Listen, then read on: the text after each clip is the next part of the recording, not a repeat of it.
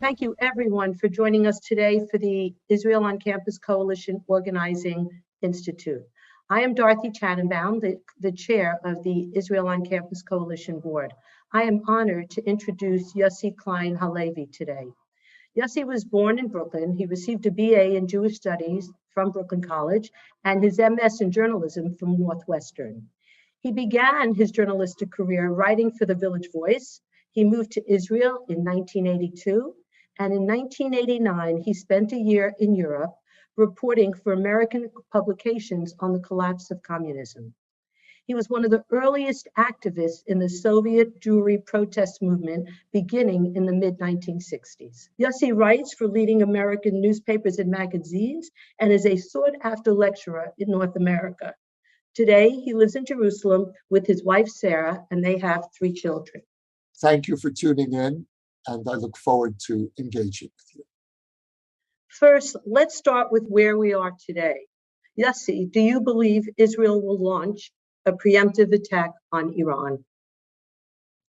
Well, it's a little premature to say that because the negotiations are still proceeding. But I think that the perspective here in Jerusalem is that we don't really know what would be a worse outcome, to have a bad deal or no deal at all. And right now, the assessment is that those are our 2 options. No one here really believes that at this late stage, the Iranians are going to be especially flexible. They're so close to nuclear breakout. They're holding most of the cards. The West has made very clear that a preemptive strike is not on their agenda. It's certainly very much on the Israeli agenda. But the West doesn't have a lot of deterrence here because they're not projecting credible threat. And so if you're asking me to speculate about what I think is going to happen, my sense is there will be a deal. It will be a very bad deal. The Iranians will remain positioned on the nuclear threshold. They'll make some symbolic concessions. And Israel will then be faced with I'd say the most difficult strategic decision that we've ever had to make in our history.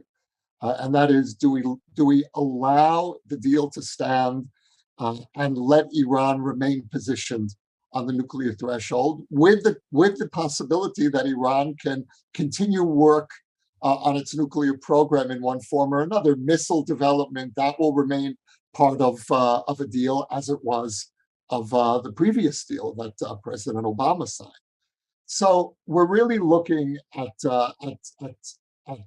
terrible options. And the decision that Israel is going to have to make is, do we step back, let this deal stand, let Iran remain on the nuclear threshold? Or do we launch a preemptive strike and risk world condemnation, isolation, maybe sanctions, and at the same time, a tremendous assault on Israeli cities and towns coming from Hezbollah in Lebanon, from Hamas in Gaza, from Iranian forces in Syria? Israel is encircled. On almost every one of our borders, we are confronting Iranian supported terror enclaves. And all that vise that's surrounding us is going to tighten if we launch a preemptive strike. So it's really an impossible dilemma. We can't allow Iran to go nuclear. And yet, if we launch a strike, we could find ourselves in the most difficult security situation that we've ever been in. All I can say is, Dorothy, I'm very glad that I'm not the Prime Minister of Israel. Well, so that would lead up to the second part of this question. Do you personally, and you don't have to answer if you don't want to, do you personally believe Israel should preemptively attack to destroy Iran's nuclear capabilities, given all of the uncertain consequences that you've just described? I think that you said it best in your introduction, that it's not really a question of if, but when. Right. And had we allowed the sanctions, the economic sanctions, to play out with the international community fully on board, and had the international community presented Iran with an ultimatum: either your economy will collapse and you go ahead with your nuclear ambitions, or you pull back and your economy can thrive. Iran potentially is a wealthy country. It's an important country. It's a powerful country, but its leaders have mortgaged the entire national goal, the aim of their society to this disastrous program. And bear in mind as well that Iran is the only UN member state that routinely threatens the existence of another member state, which is Israel. Iran has from the very beginning of the Iranian Revolution, going back to 1979, before there was any nuclear program on the agenda, Iran has been committed to the destruction of Israel. Now, this, to my mind, is one of the great scandals in international relations, and yet the international community takes this as self-evident. Well, yes, Iran, there they go again, threatening the destruction of Israel. Well, we're paying attention to these comments. We pay attention to the Holocaust denial conferences that they've held in Tehran. We are keenly aware that we are under a death threat. We are living our national existence under this cloud of lack of legitimacy. Now, to allow a regime that openly proclaims its intention of destroying Israel, that openly proclaims its genocidal intent, to allow such a regime to attain the capacity to realize its genocidal vision negates the purpose of the state of Israel, which is to provide a safe refuge for the Jewish people. We cannot live under that kind of existential threat. I don't believe that any Israeli government, left, right, or center, would tolerate that kind of threat. And so, if you're asking me, do I think that Israel is going to launch a preemptive strike? My sense is that at the moment of truth, and we're not far from there, the moment when the head of Israeli military intelligence knocks on the door of the prime minister's office and says, well, if we don't act now, Iran is going to cross the nuclear threshold, that's the moment that I believe we will see an Israeli preemptive strike. So, do you believe then a preemptive attack against a potentially nuclear Iran is an act of self-defense? And how do you feel it will be seen by the global community? And that goes back to your reference in the UN of one member state, calling for genocide, the first time probably in the history of the UN against another member state. So how do we define preemptive in terms of a moral responsibility to your own people? Well, this is a very delicate question. On the eve of the Six-Day War in 1967, when Arab armies were surrounding Israel and there was a concerted effort on the part of the Arab world to destroy Israel, Israel's southern shipping route was blocked. There was a real provocation, and it was immediate, it was tangible. When Israel launched its preemptive strike, which began the Six-Day War, much of the international community, by no means all, but much of the international community understood that Israel was acting in response to a clear and present danger. And in international law, there is that concept of a clear and present danger.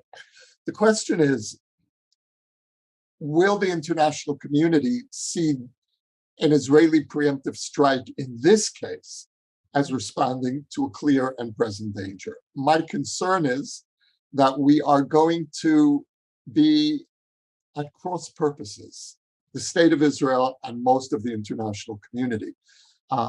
Because for Israelis, the clear and present danger already exists.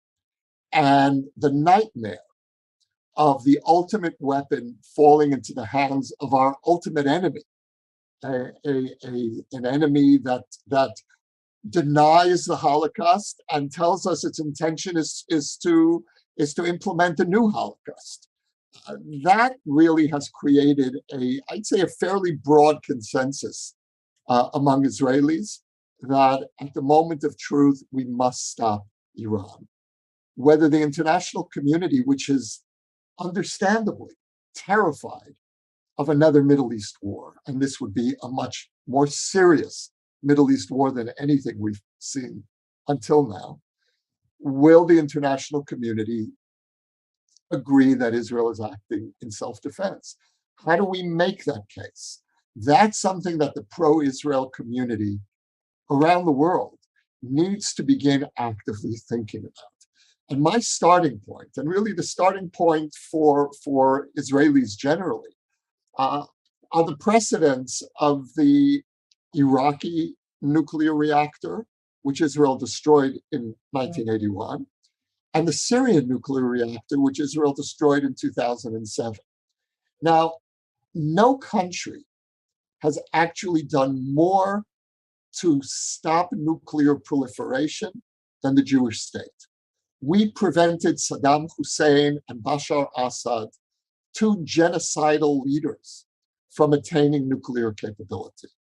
The international community never thanked us for it. I think we deserve thanks for saving certainly the peoples of the region, peoples in the Middle East, from a nightmarish scenario. An Iranian nuclear capacity would be far worse because Iran, unlike Syria or Iraq, Iran has regional ambitions. Iran's goal is to dominate the Arab world. It's to be the Muslim world's leading power. And a nuclear weapon in Iranian hands will almost certainly ensure regional hegemony. So what stands between an Iranian-dominated Middle East and a Middle East that will be able to pursue its own destiny is Israeli military strength. So we have really, I'd say, at least two compelling arguments here. First is the argument of Israeli self-defense, where it is inconceivable that the Jewish state will acquiesce to a genocidal threat, to a genocidal enemy being empowered with nuclear weapons. That's the bottom line argument, which most Israelis agree with. Beyond that, there's the argument of the Arab world, the Muslim world. And in some ways, I think that the Saudis, the Gulf states, Egypt, Jordan, are even more afraid of a nuclear Iran than we are. We have nuclear capability. We have, God forbid, it may never come to this, but we have second strike capability. The Arab world would be defenseless against a nuclear-armed Iran. And so this, to my mind, is really one of those moments where the international community is going to have to make a hard decision. Do you support Israel in a preemptive strike, or do you allow Iran to become the regional aggressor? And if I could just say one more point here, Dorothy, and that is, I understand the American public's fatigue with Middle East war. And if there is going to be a war with Iran, we Israelis are going to pay. First of all, we will pay the highest price. But I understand the deep American reluctance after two failed wars, Afghanistan and Iraq, to even contemplate another conflict. And in a way, I think that the bottom line question of an Iranian bomb has always been the same question. And that is, what is your worst case scenario? Is your worst case scenario Iran going nuclear? Or is your worst case scenario a preemptive strike to prevent Iran from going nuclear? The Israeli response to that question is unequivocal. Our worst case scenario is a nuclear Iran. Full stop. There is no greater nightmare for the future of the Middle East, never mind Israel's future, but the region generally, than a nuclear Iran. There are those who would say quietly, well, no, maybe we can live with a nuclear Iran. Maybe a war to prevent a nuclear Iran is a worse alternative. And that will put us in direct loggerheads between the strong majority of the Israeli public and I suspect large parts of the American public. Do you think also the added concern of whether there'll be a race for acquiring more nuclear weapons by other Arab states would also be an argument that Israel would be able to have in terms of creating, an imbalance in a much more fragile region based on that? It's really interesting because everyone knows it's an open secret that Israel has been a nuclear power since 1966. And yet that has not provoked a nuclear arms race in the region. But the prospect, and there's a simple reason for that. Everyone knows Israel is a rational country. It's a democracy. Democracies don't suddenly launch nuclear wars.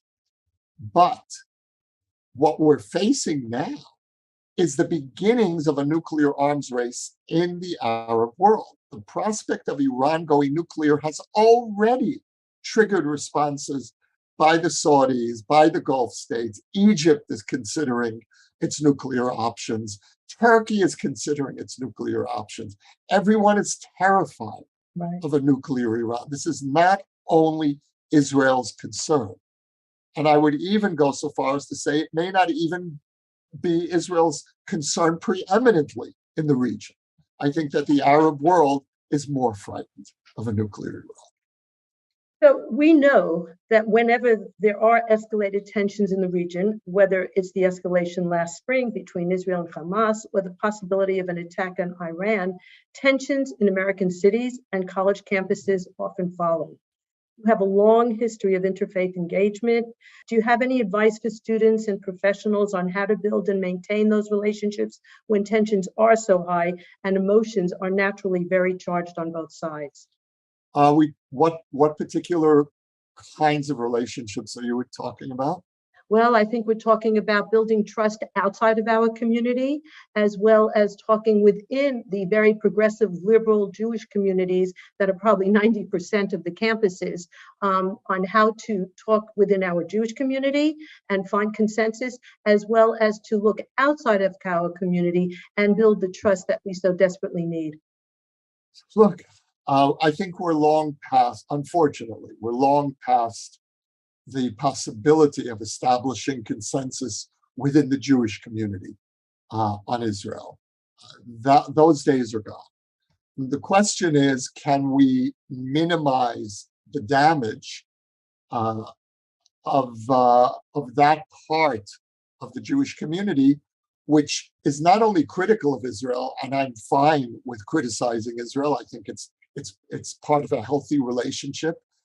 As an Israeli, I welcome a deep American Jewish involvement with our issues, and that includes not only the right to critique, but the responsibility. It's an expression of citizenship in the Jewish people that you take responsibility, and if something is wrong here, you say so.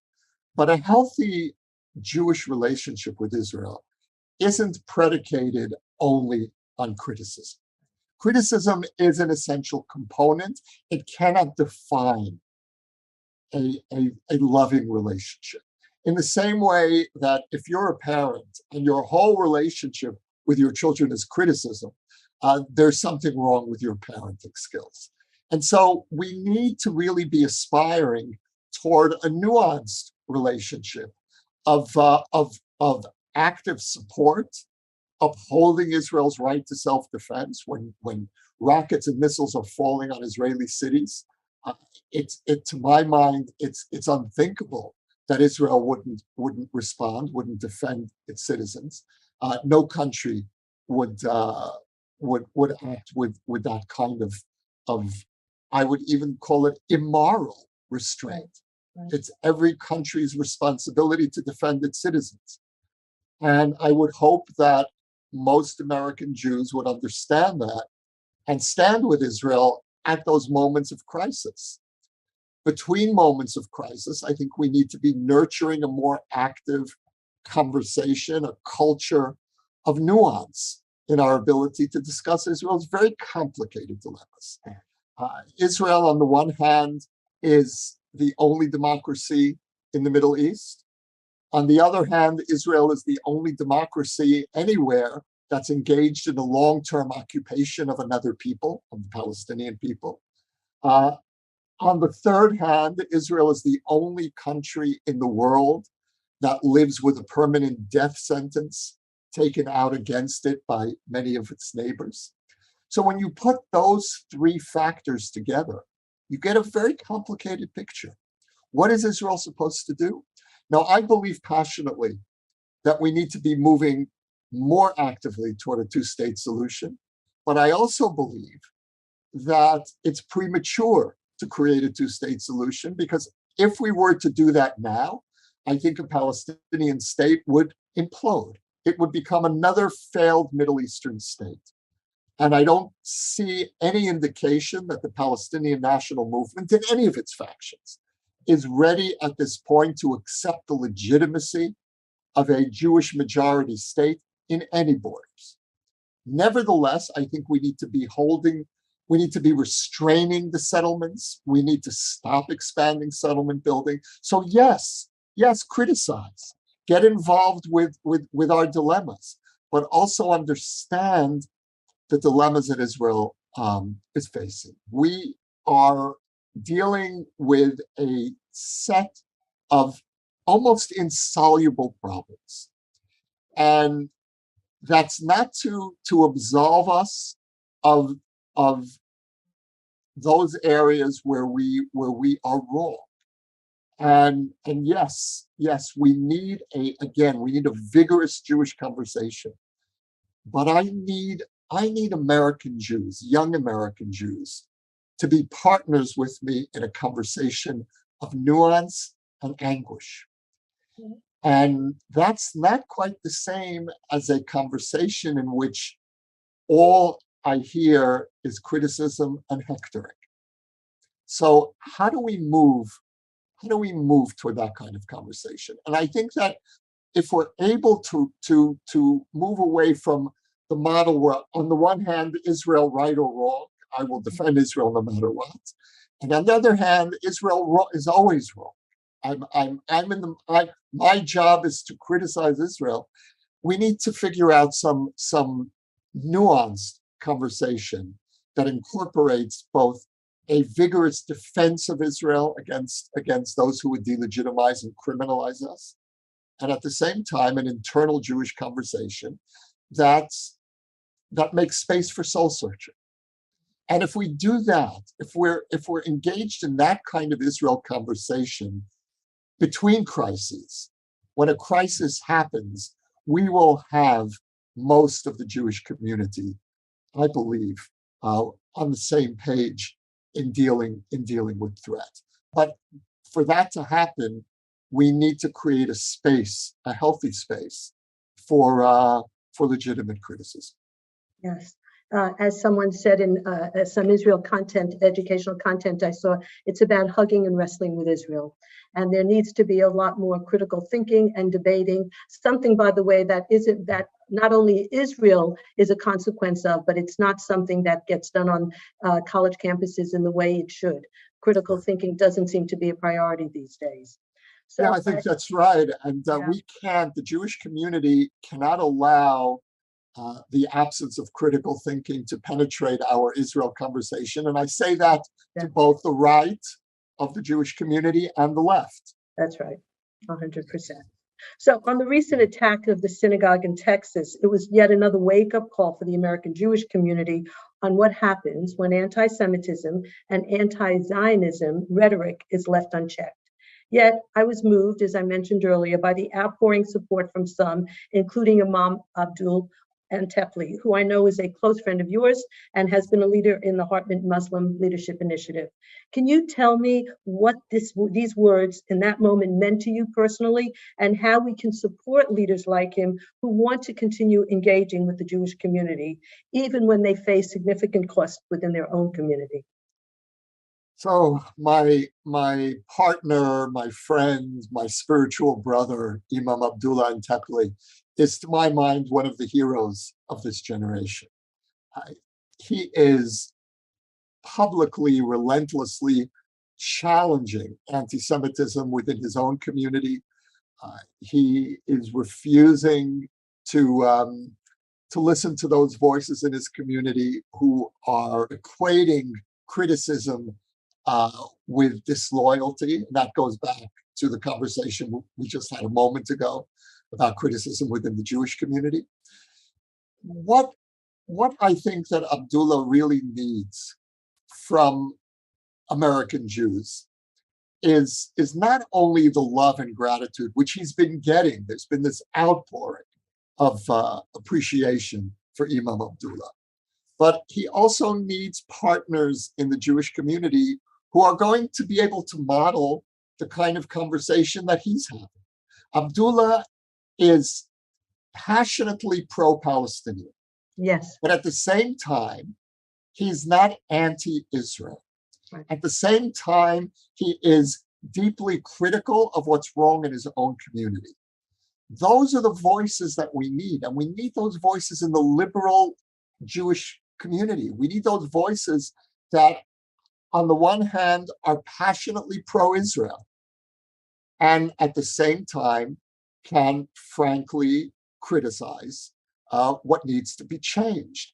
And so, to my mind, Abdullah is really modeling for the liberal and progressive part of the American Jewish community a way in which to maintain your Jewish loyalty and your moral credibility at the same time.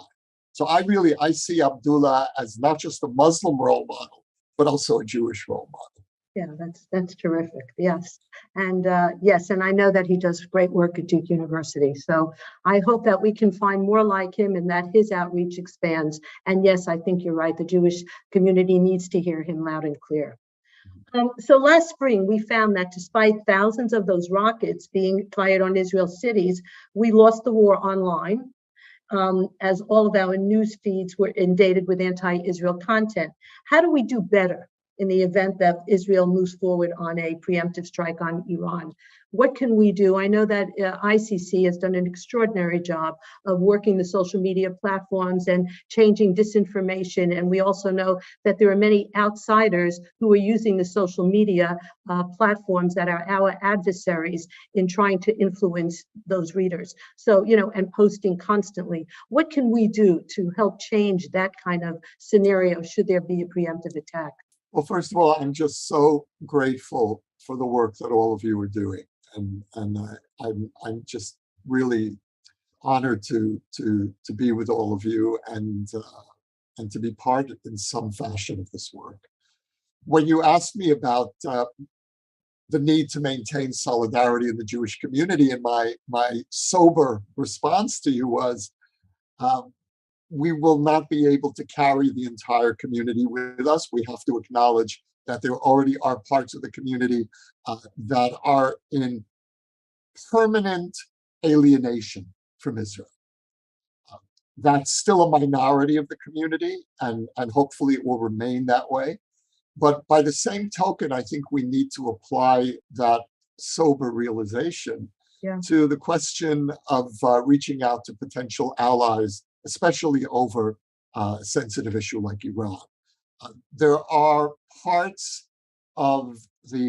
large parts of the progressive political camp that are unreachable, especially on this issue, that will determine, no matter what the argument that Israel puts forth and Israel's friends put forth, that Israel is the aggressor, that Iran was acting in good faith, that there's no evidence that Iran has intentions of using its nuclear capabilities in a malign way, ignoring, of course, the vast missile delivery system that Iran is building, the secret installations that Iran has built.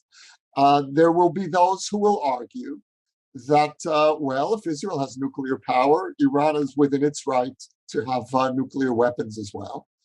And so there are those voices that are unreachable. And I don't believe we should waste our time in trying to reach out to people who've already decided that Israel is an outlaw state, that Israel in some ways an illegitimate state. But there are many people, including progressives, who have not reached that conclusion. And we need to try to reach them. And here I believe that an alliance with moderate Arabs could be very important. Yeah. Because again, we're not the only ones concerned about a nuclear Iran. And we will need to cultivate those voices in the Arab world that are ready to stand with us. Now, in 2015, when the Iran deal was signed, we knew in Israel that there was deep anxiety in the Arab world about the deal, but that anxiety was not expressed publicly. Today, I believe that in the aftermath of the Abraham Accords, Israel's peace agreements with the Gulf states, with Morocco, with Sudan, there really is the basis for a joint Israeli-Arab public front against the nuclear Iran. And these are the voices we're going to need to cultivate. At the same time, I think that we need to prepare ourselves for the possibility that not all of our allies in the non-Jewish world, including many of our American allies, are going to support us on this. We may find ourselves uncomfortably besieged. And we're going to have to ask ourselves the hard question: are we ready? Are we ready to make that stand on an issue that our deepest intuition tells us is one of those existential moments in Jewish history? Right. And that's where I come down. For all of the fears that I have, and I am desperately afraid of the consequences of an Israeli strike against Iran, both as I indicated earlier, in terms of massive missile and rocket strikes on Israeli cities and towns. Pro-Iranian forces, and I'm speaking of Hezbollah, Hamas, Syria, Iran itself, have something like a combination of 200,000 missiles and rockets aimed at Israeli towns and cities. Now, yes, we do have the Iron Dome, the anti-missile system, but that is nowhere near adequate to deal with the intensity of that kind of an assault. So my first fear is what this is going to do to the Israeli home front. My second fear is what an Israeli preemptive strike is going to do to our standing around the world, our already precarious standing around the world.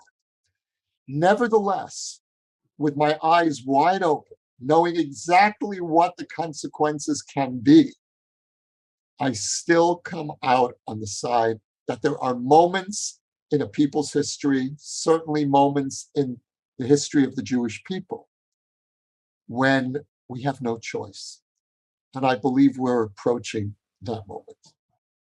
So in your letters to my Palestinian neighbor, you say that the Jewish people have an inherited memory of the land of Israel. Can you explain that a little bit? We're a very strange people, a very peculiar people.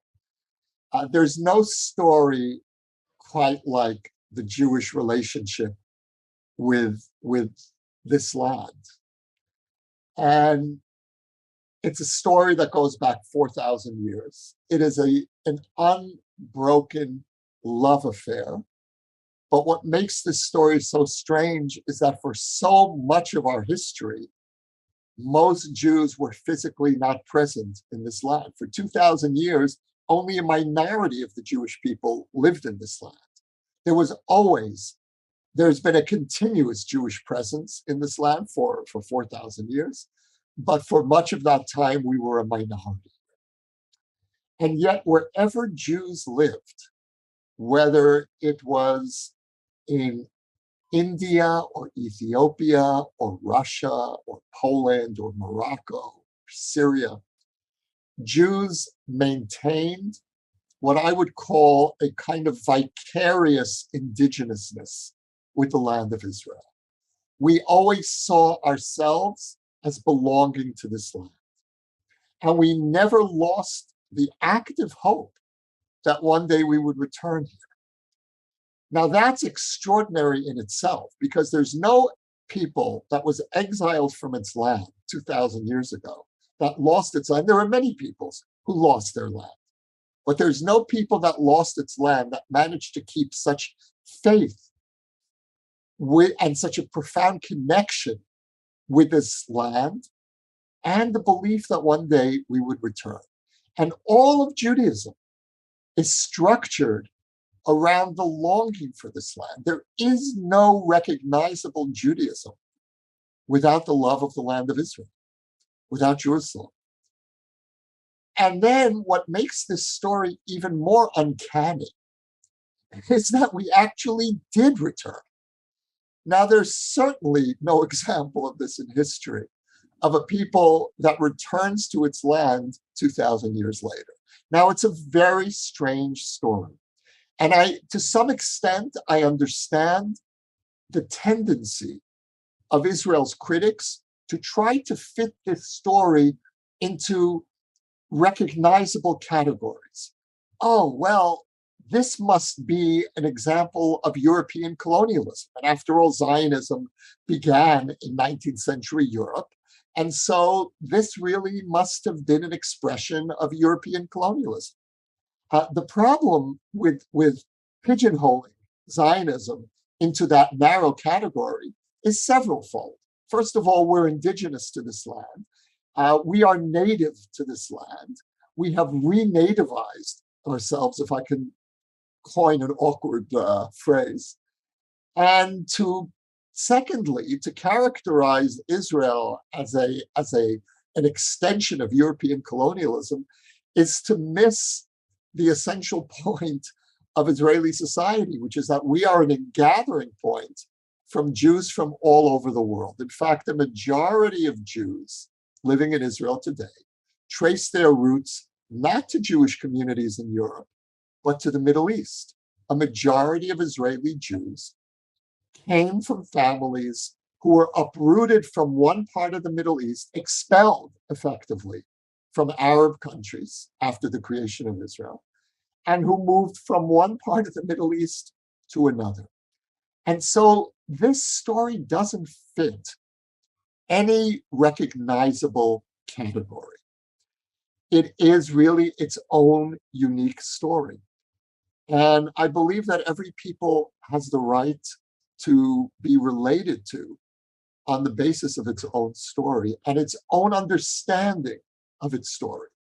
And that's why I wrote the book, Letters to My Palestinian Neighbor, because I wanted to tell Palestinians my story, but I also was inviting them to tell me their story. Because if I'm going to expect or hope that my neighbors will listen to my narrative, I'd better be ready to listen to their narrative. And so what I tried to do in this book is model a respectful conversation over conflicting narratives. Now, as you well know, that's very countercultural to this moment, because you're not supposed to have a respectful conversation with your political opponents. You're supposed to destroy their arguments. You're supposed to delegitimize your political opponents. I don't believe we're going to ever solve this conflict if we're not prepared to start listening respectfully to narratives that are very uncomfortable for both sides. So how would you tell our students, and by the way, I love that book, I have to say, I read Thank it and you. reread it. What would you tell students today who's speaking to a Palestinian activist on campus, how they are saying anti-Semitism and anti-Zionism are not connected? How would you help students to put together the toolkit that helps them to explain it in a way that respects the other person's thinking, but really helps to clarify what it means as a Jew? We have to be careful with the way that we apply the measures of anti-Semitism to this conversation. There certainly are many expressions of anti-Semitism under the guise of anti-Zionism.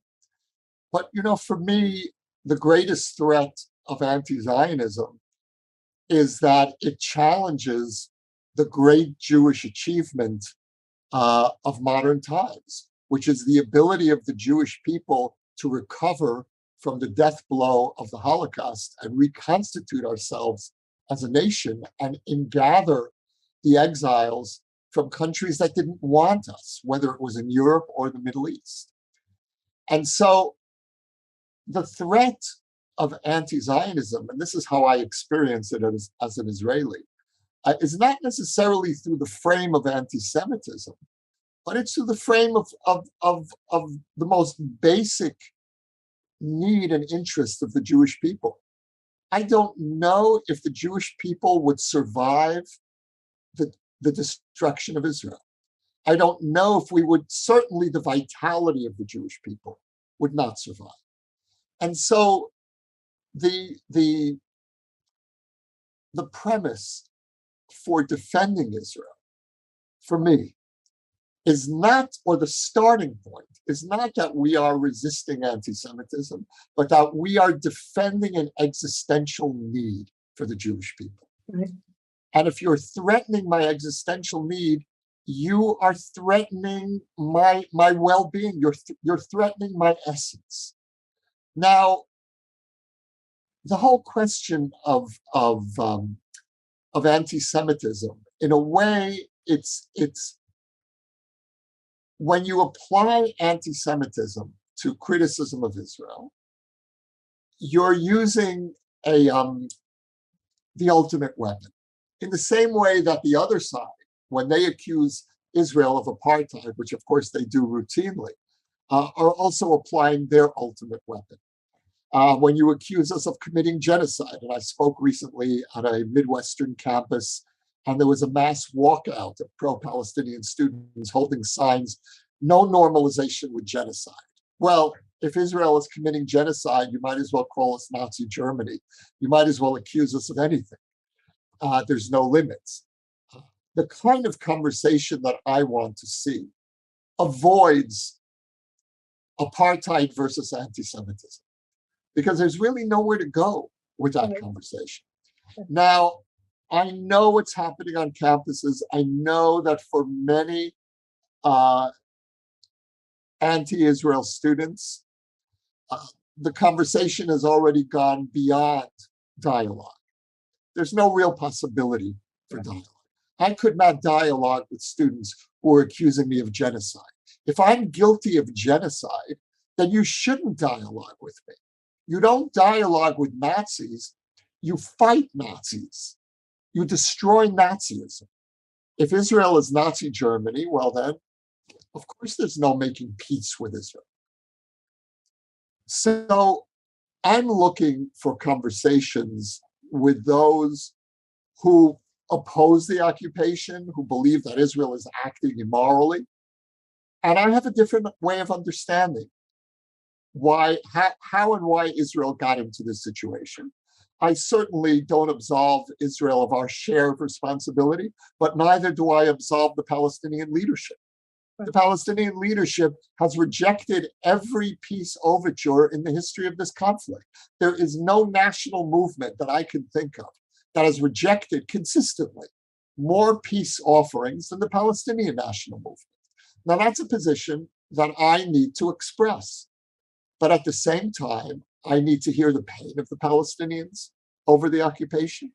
I need to be open to hearing a critique of the settlement movement, which is leading us toward the catastrophe of a binational state. And those are the conversations that I need to have. Now, I understand that in the current atmosphere on many campuses, there's very little space for that kind of a reasoned conversation. So first of all, this goes back to the question you raised earlier, Dorothy, and that is an internal Jewish conversation.